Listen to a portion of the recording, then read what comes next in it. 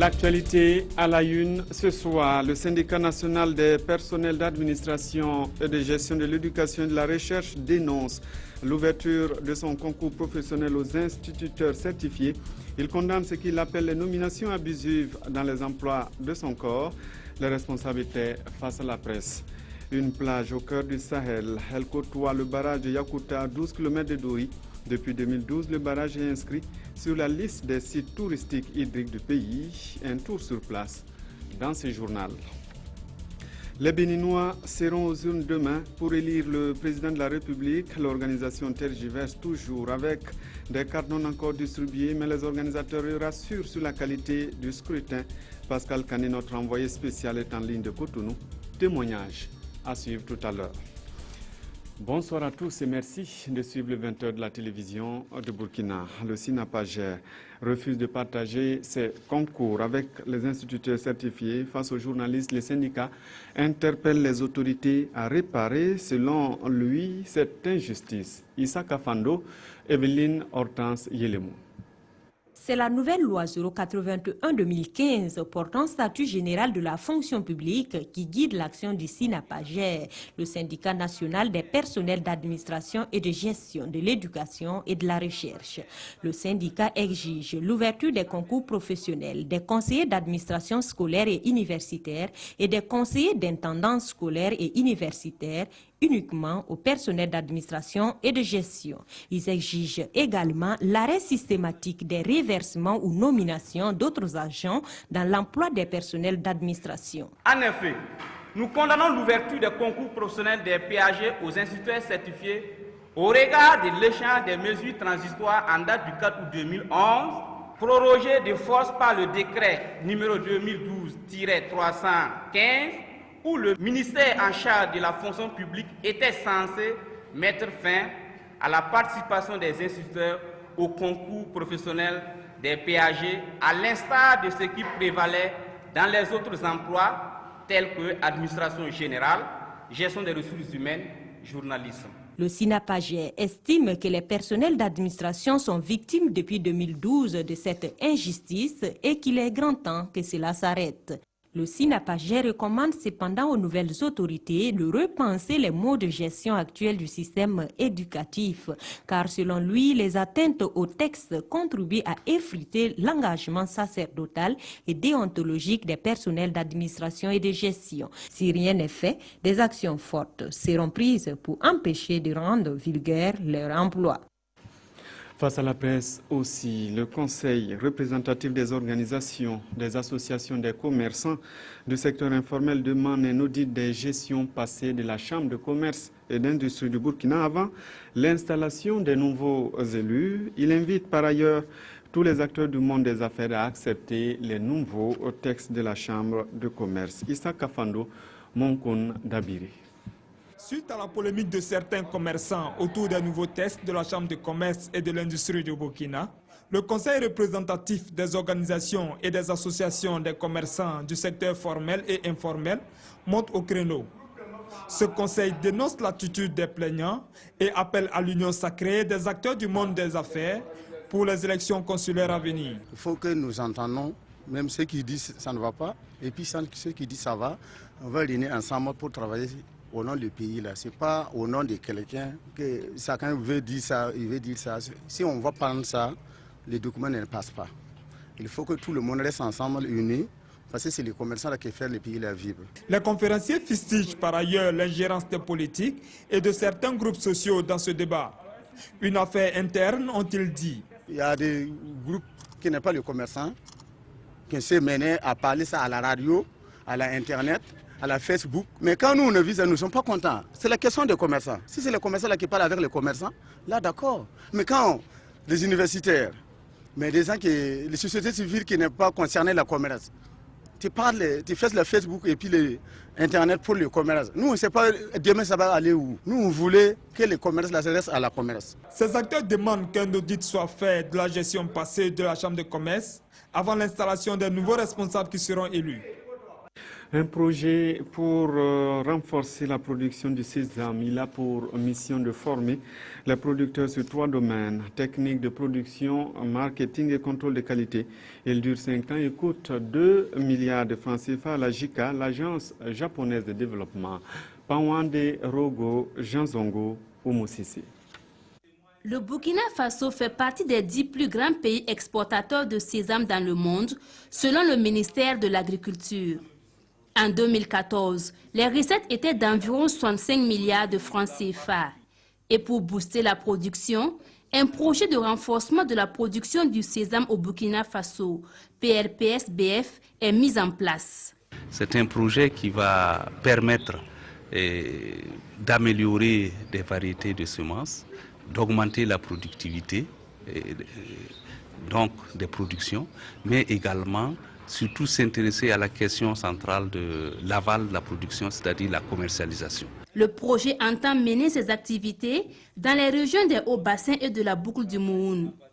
Il est financé par l'Agence japonaise de coopération internationale JICA. Concernant de l'agriculture, sésame est un très important produit pour les Japonais également, parce qu'on importe beaucoup de sésame, 19 000 tonnes l'année 2014 de Burkina.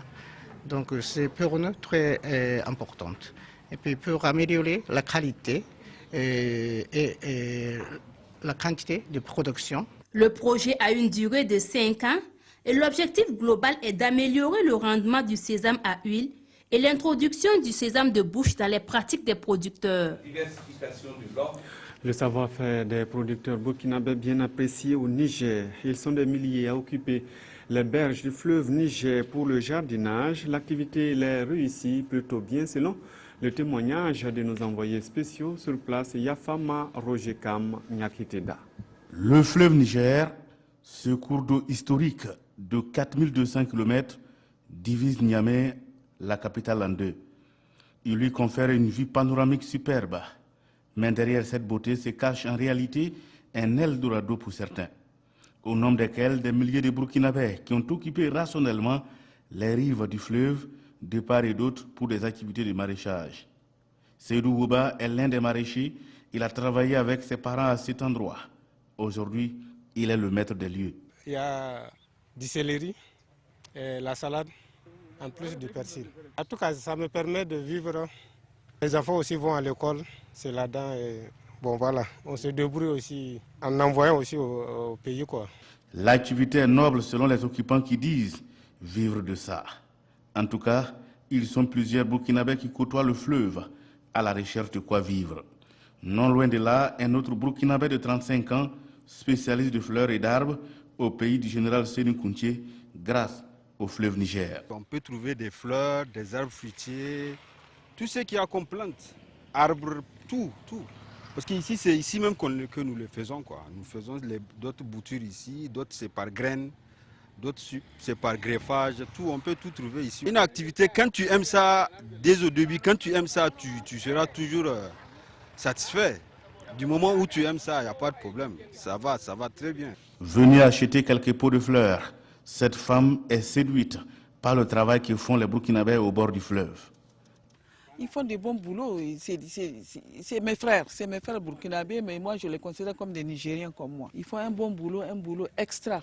Franchement, ils cherchent leur pain comme ça. Donc voilà quoi. Avec le cœur à l'ouvrage, ces Burkinabés qui utilisent le fleuve Niger à bon escient suscitent l'admiration des Nigériens car ils contribuent fortement à l'accessibilité des légumes sur le marché local.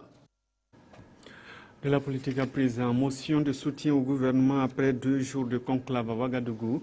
Les députés membres du groupe parlementaire Bourkin Lim ont pris 2 recommandations au terme de leur journée parlementaire sur la relance de l'économie nationale et des incendies récurrents dans les villes du pays. Salif Belem, Maxime Zango.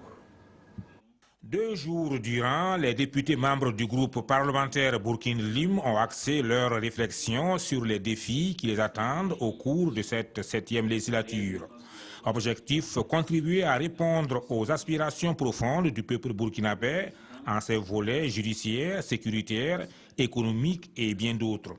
Pour les y accompagner, 3 panélistes, Luc Ibriga, Abdoul Karim Saïdou et Ismaël Diallo. Ces journées parlementaires ont été enrichies par la contribution d'éminentes personnalités qui nous ont permis de nous outiller pour relever les différents défis durant cette 7e législature. Les députés du groupe parlementaire Burkina Lim qui entendent rompre avec le passé s'engagent à être constamment sur le terrain et surtout à jouer à fond leur partition. Nous avons exhorté les députés du groupe à faire beaucoup de propositions de loi. Nous n'allons plus être des députés qui attendent les projets de loi du gouvernement pour applaudir. Non. Nous allons repartir à la base, essayer de comprendre quels sont leurs problèmes et codifier tout cela. Au terme des travaux, ils ont adopté une motion de soutien au gouvernement et de recommandations. L'une sur les incendies récurrents et l'autre sur la relance de l'économie nationale. Après 2 jours passés à Kombisiri, le groupe parlementaire CDP en sait plus sur son comportement à l'Assemblée nationale. L'ancien parti au pouvoir a abordé son rôle dans l'opposition parlementaire. C'est de la Régienne, Adama Koulibaly. 3 communications ont marqué ces premières journées parlementaires du CDP, le Congrès pour la démocratie et le progrès. Il s'agit de la contribution et des missions des groupes parlementaires dans la 7e législature, du rôle du groupe parlementaire CDP dans cette législature et enfin du travail parlementaire. Les sujets évoqués, l'alternance politique, la responsabilité du législateur face à la violence politique, la coordination avec les autres groupes de l'opposition ou encore l'organisation parlementaire au sein du groupe. C'est faire en sorte que nous puissions regarder de manière critique l'action du gouvernement et faire en sorte aussi que nous puissions de manière dynamique proposer des voies alternatives au niveau donc des questions qui se posent dans notre pays. Et ce rôle régalien, nous apprêtons à le jouer, nous le jouons déjà. Ces premières journées semblent avoir balisé le terrain pour le CDP dans son nouveau rôle de parti politique d'opposition. Avant, nous étions dans la majorité. Bon, maintenant, nous sommes dans l'opposition. Et il faut apprendre à être dans l'opposition. Et tous les députés ont eu vraiment de larges informations sur le rôle qu'ils doivent jouer. L'opposition mettra l'accent sur le contrôle du gouvernement. Et cela se fait à travers les éléments traditionnels que les députés utilisent, que ce soit les questions orales, les questions écrites et les interpellations des membres du gouvernement. Le groupe parlementaire du Congrès pour la démocratie et le progrès CDP a aussi évoqué les élections municipales du 22 mai prochain à travers l'implication des députés pour de meilleurs résultats. Des élections qui vont certainement mobiliser les forces de police. Les forces de police apprennent sur la police citoyenne. Le concept se promeut à Bobo-Dioulasso par une rencontre de partage. En 3 jours, les policiers sont appelés à comprendre cette notion et l'inscrire dans leur pratique. Martin Zerbo, Moussa Sano. Ces hommes et femmes des commissaires de police, pour la plupart, sont ici à la recherche de connaissances pour relever les défis de la promotion de la police citoyenne. À travers cet atelier de formation des formateurs, il est attendu des participants un nouveau comportement. Comportement à inculquer aussi aux autres policiers. Cette citoyenneté, c'est la police au service du citoyen, qu'il soit citoyen normal ou justiciable ou redevable envers la loi. Le policier doit toujours avoir une attitude citoyenne avec cette personne. Cette formation sur la police citoyenne comporte une dizaine de modules, parmi lesquels les prestations du policier en relation avec les exigences de l'état de droit et les renseignements généraux. Nous avons aussi, entre autres modules, la gestion du stress, parce que vous savez que le métier de policier est un métier extrêmement stressant. Et nous avons aussi comme module le policier sur la voie publique et bien d'autres modules. Cette formation des policiers sur la police citoyenne est le fruit d'un partenariat entre le ministère de l'administration territoriale, de la décentralisation et de la sécurité intérieure et de la fondation Hans Seidel.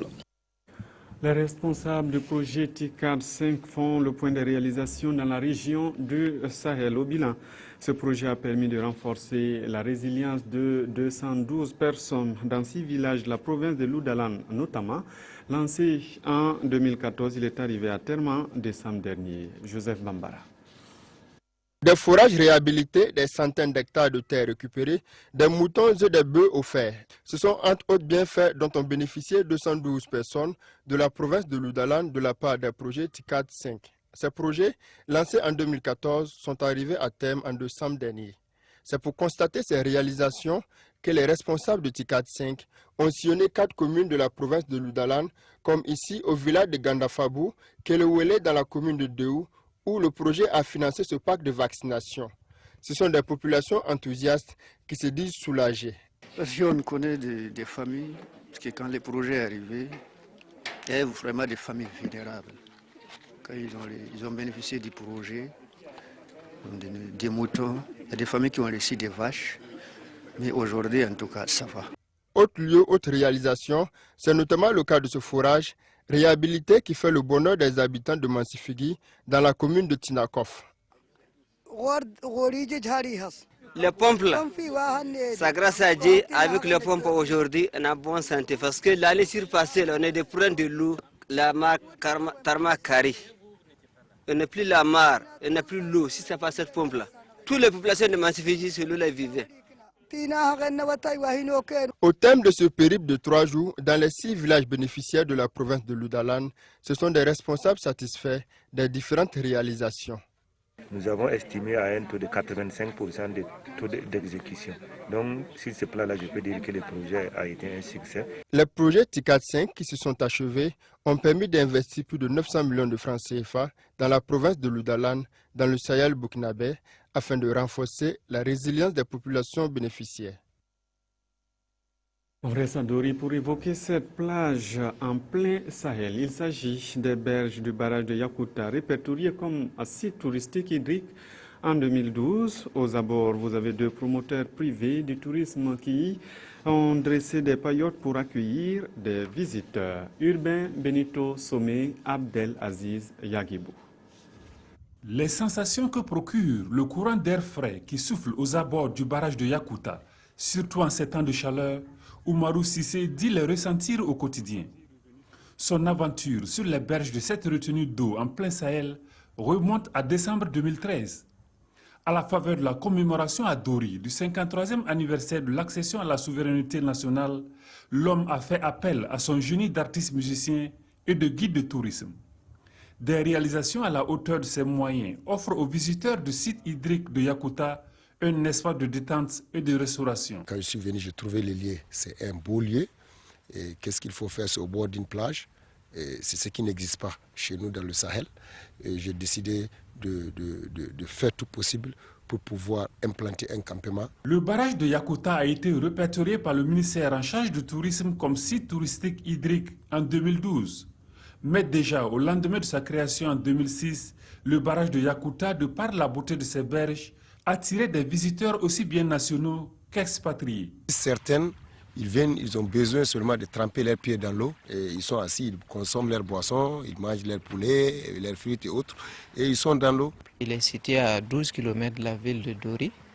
Voilà, lui, en tout cas, donne cet intérêt particulier, voilà, pour d'abord ceux du Sahel et ensuite aussi pour les touristes venant d'autres horizons. Ce site-là, je me dis que s'il est aménagé, s'il est bien aménagé, il peut attirer davantage de touristes et il peut également aussi permettre de mieux profiter des retombées du tourisme. 2 promoteurs du privé, dont Oumarou Sissé, proposent actuellement des services de récréation sur le site.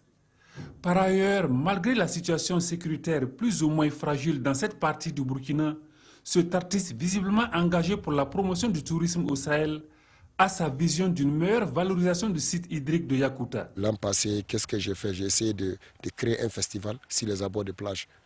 Mais le festival avait rassemblé au moins 1500 personnes.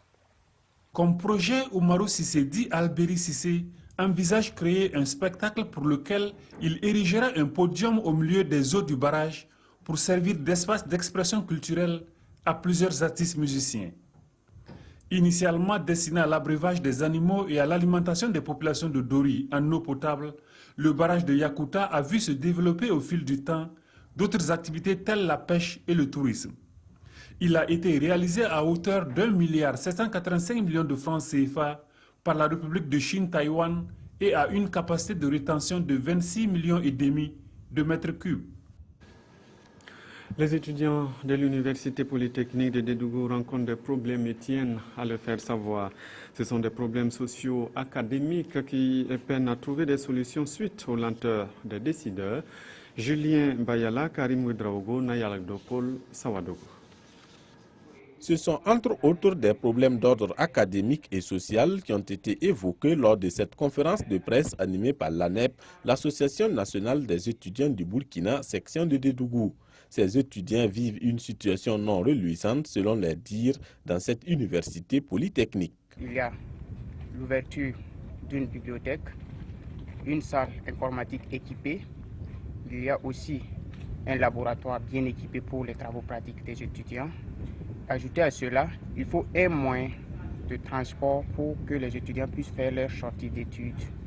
Et il y a aussi d'autres problèmes, à savoir aménager les salles pour que les étudiants puissent prendre leurs cours dans de bonnes conditions. Sur le plan social, c'est d'abord la réouverture, comme on le dit, immédiate et sans condition de notre restaurant universitaire. À cela, il faut ajouter aussi le manque d'enseignants. Les étudiants de Dédougou souhaitent que le gouvernement trouve des solutions à leurs préoccupations. Maintenant, nous ne pouvons plus patienter. On a assez patienté. Pendant 5 années d'existence, le centre de Dédougou a toujours été confronté à ces problèmes et les étudiants sont actuellement prêts à se donner. Ils sont déterminés à ce que ces problèmes soient résolus dans un bref délai. Orienté vers le secteur agricole, ce pôle universitaire nécessite la mise en place de bonnes conditions de travail pour une meilleure formation. Les étudiants de l'Institut burkinabé des arts et des métiers dénoncent la qualité et la quantité des repas servis au restaurant universitaire. Depuis le 15 février 2016, ils ont tout simplement décidé de boycotter les repas servis. Yacouba Gamene, Oumou Sissé. Les étudiants de l'Institut burkinabé des arts et métiers IBAM ne mangent plus au restaurant universitaire depuis le 15 février 2016. C'est la principale information de cette conférence de presse des étudiants du dit institut. Face aux journalistes, les conditions précaires de restauration ont été les points développés par les délégués des étudiants. Comme nous l'avons dit dans notre déclaration, on transportait la nourriture avec un tricycle non couvert. Alors, et à l'arrivée, les assiettes glissent, on voit la poussière qui rentre au niveau de la nourriture.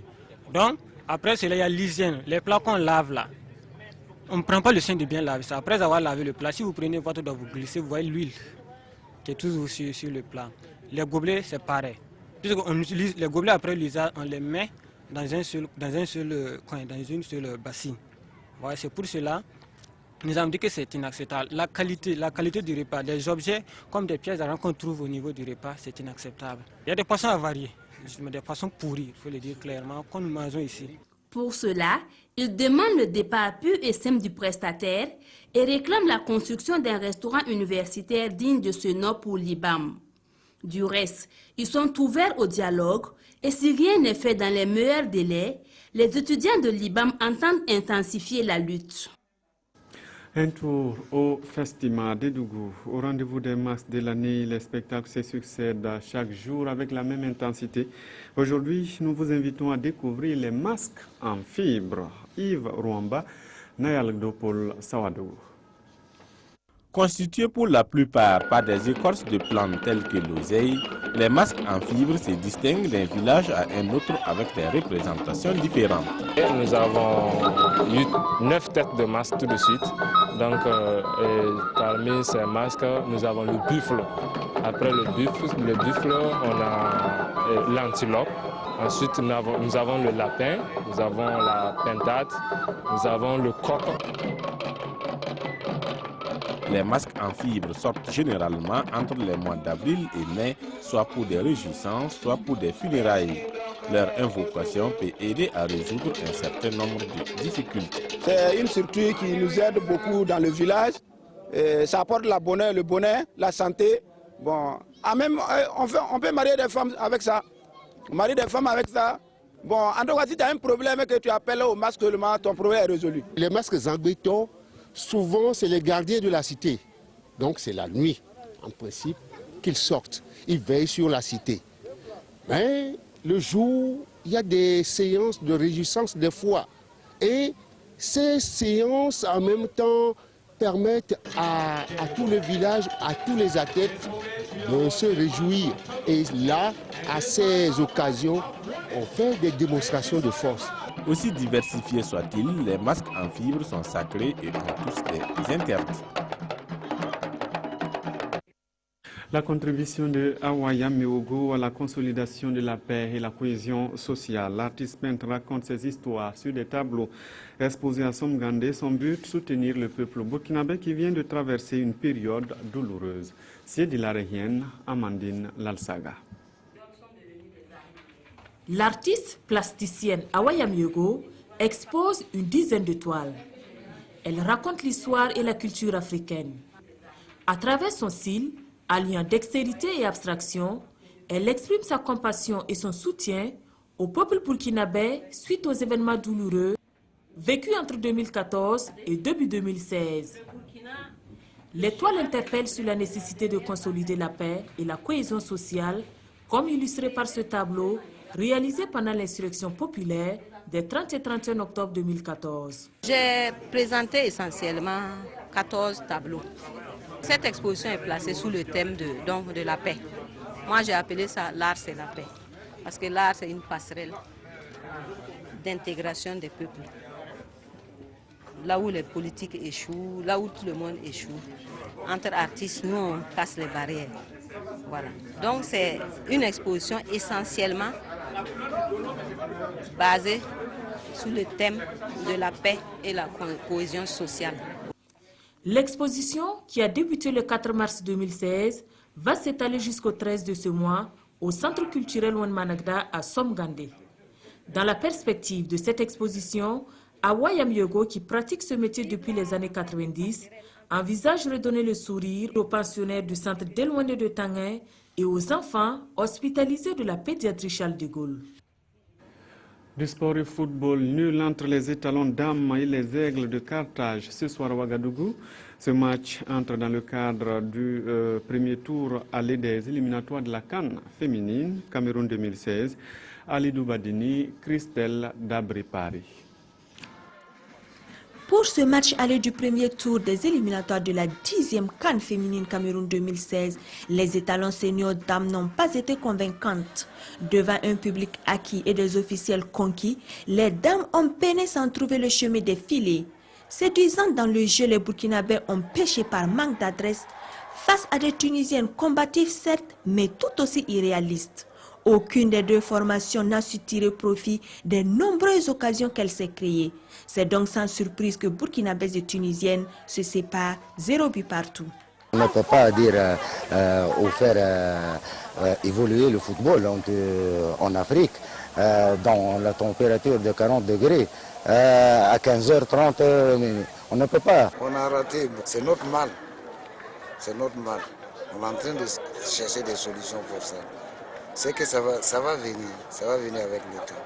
Pour espérer passer ce premier tour, les étalons seniors dames devraient montrer un autre visage le samedi 19 mars prochain à Tunis. Le vainqueur de cette double confrontation défiera le Ghana au second et dernier tour. À l'étranger, malgré le report de la présidentielle béninoise le 28 février dernier pour permettre l'impression et la distribution de nouvelles cartes de lecteurs, le problème reste toujours d'actualité. Le président de la Commission électorale nationale autonome a dit sa déception hier au cours d'une conférence de presse. Il rassure cependant être prêt pour l'organisation pratique. Explication de nos envoyés spéciaux à Cotonou, Adama Guiti, Pascal Kané. À la veille de la tenue du premier tour de l'élection présidentielle au Bénin, la Commission électorale nationale autonome avoue son impuissance de faire voter tous les Béninois avec la nouvelle carte d'électeur. Sur les 12 départements qui comptent le pays, 2 n'ont pas pu être approvisionnés en carte d'électeur. En l'occurrence, les départements du Zou et des Plateaux, où les nouvelles cartes ne seront pas disponibles. pour le scrutin du dimanche. Sans vouloir jeter la pierre sur qui que ce soit, je voudrais quand même souligner ce que vous savez déjà, à savoir que ce n'est pas du fait de la Sénat que ces nouvelles cartes ne sont pas disponibles. La faute au Centre national de traitement, la structure en charge du fichier électoral, de l'impression et de la distribution des cartes d'électeurs qui n'a pas été à la hauteur. Cela ne va pas pour autant empêcher la tenue des votes puisque constatant le blocage, le Conseil constitutionnel a autorisé l'utilisation des anciennes cartes d'électeurs. La Sénat précise que pour des raisons de transparence, les anciennes cartes seront utilisées seulement dans les départements du Zou et des Plateaux. Les nouveaux majeurs, eux, ne pourront pas voter.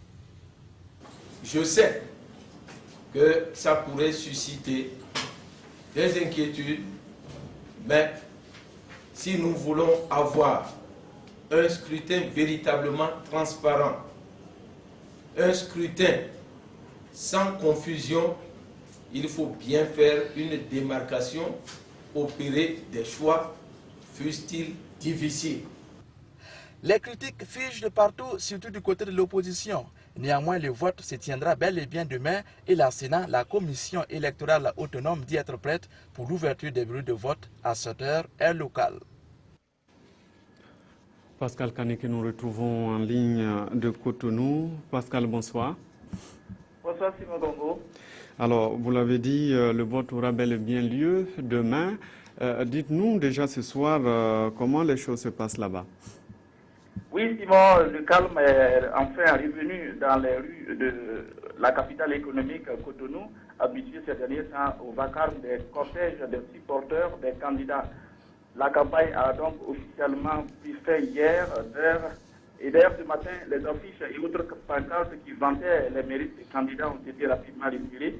Les yeux sont désormais tournés vers la commission électorale nationale autonome qui est en charge de l'organisation pratique de l'élection de demain. Mis à part ce problème déjà connu des cartes d'électeurs, la Sénat se dit prête pour l'organisation de l'élection de demain. Le déploiement du matériel électoral entamé il y a de cela 3 jours s'est achevé hier par le département du littoral, c'est dans la zone de Cotonou. La formation du personnel est faite et donc tout est bien prêt pour demain. Et le bureau de vote s'ouvre à quelle heure demain?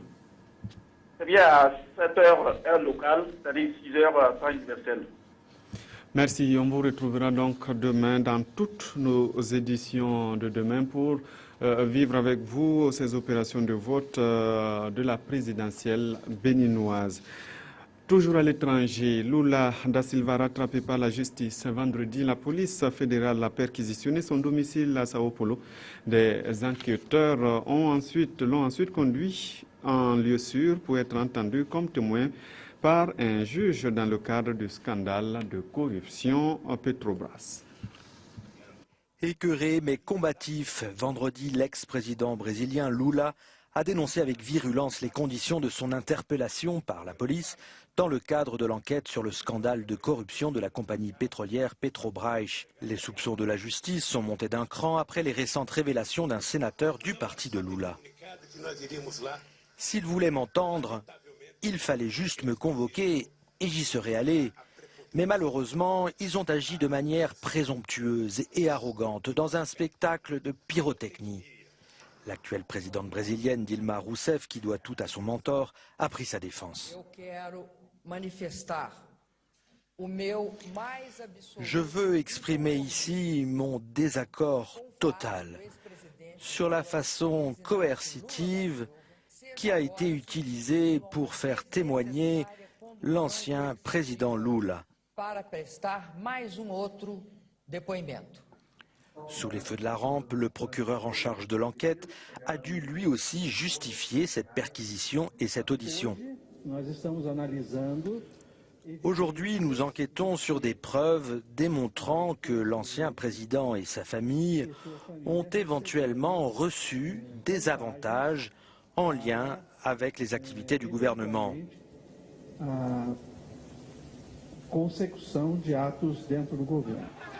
L'avocat de Lula a expliqué qu'aucun élément nouveau n'était apparu. Cette interpellation présidentielle a immédiatement provoqué des protestations dans le quartier de São Paulo, où réside Lula, entre partisans et opposants de l'ancien président.